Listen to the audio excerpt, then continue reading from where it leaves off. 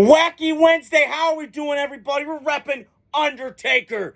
Death is the king, brother. Can I get a hell yeah? You sure can. Moving the chains. We're back at it.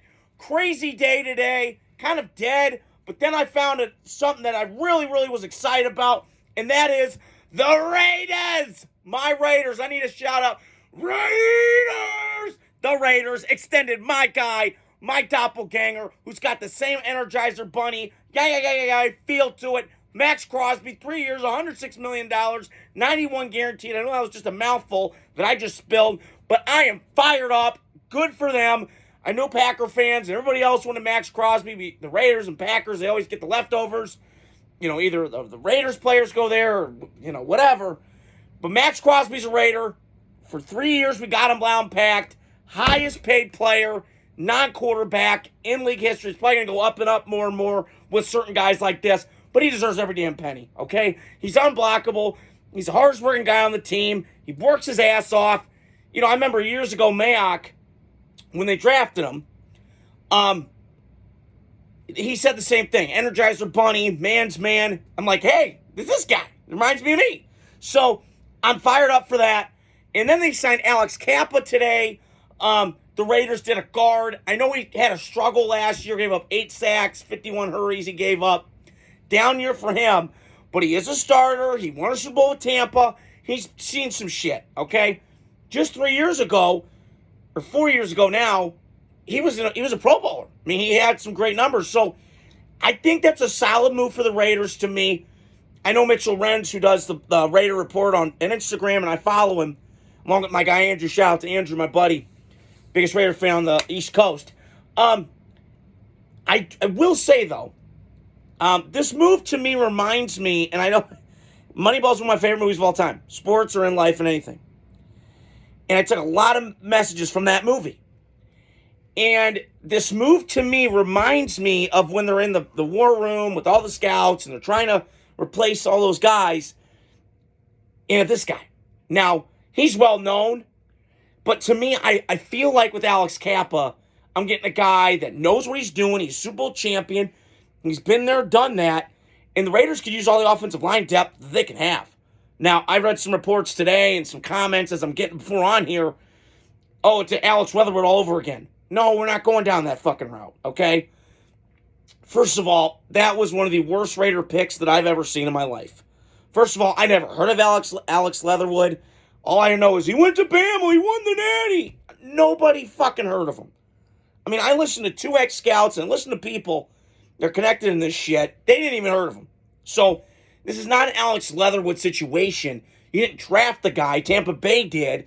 You just brought him in as a free agent, signed him for $11 million. I'm fine with that. This is okay signing. Listen, I can see what's like Cody Whitehair from the Bears, got him from to the Raiders. That kind of shitty ending. It could be. But for right now, I'm going to live in the moment and go, okay, yeah, we need help on the offensive line. We can still already add in the draft. I'm reading mock drafts. It could be Will Campbell, who, by the way, is one of my favorite players in this draft. I love that guy. He's like Undertaker was in the ruthless aggression era. Badass, tough guy. Love everything about him. Didn't allow a sack. 6'6", 330. Who gives a rat's ass about his arms? I know he plays tackle. He can move to guard. Logan Mankins is a prime example of that. Fresno State guy. Heard on my podcast today. He could be that guy. And he's a nasty motherfucker. I love this guy. The way he road grades, his pass pro, didn't allow a sack in the SEC. That means something to me. And I love this quote. LSU did lose that game to USC. Zach Alexander knows all about that because he's the biggest USC fan I know. My point is that when he said, and I quote, yeah, we're here to kick some ass and get a dub.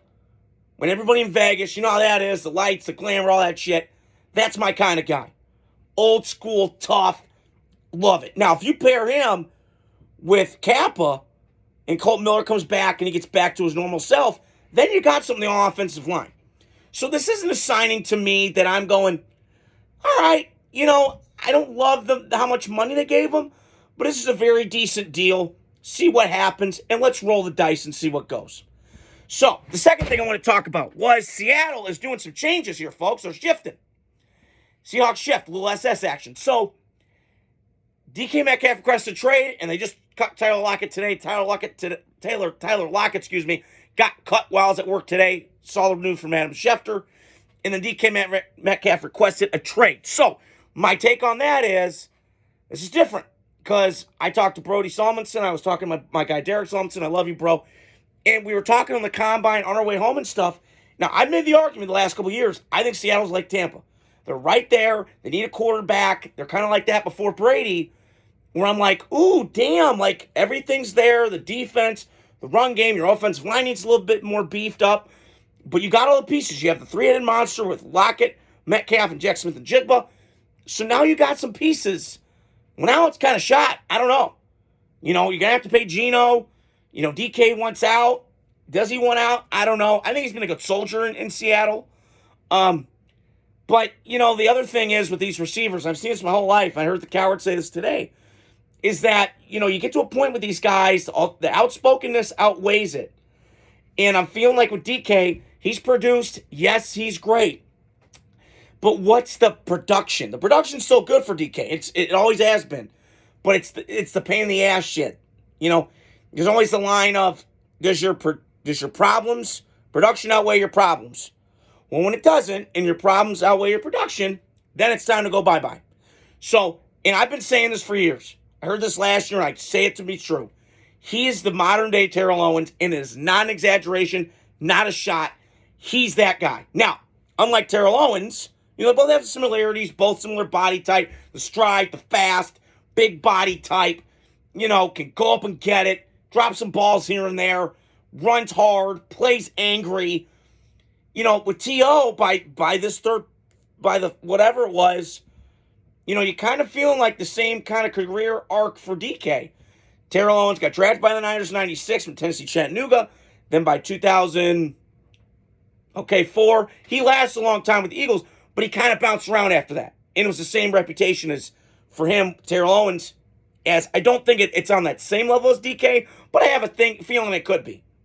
Teams are going to be sniffing around. He's going to have a market. I would give up a second-round pick or something around those lines. He's still in the prime of his career.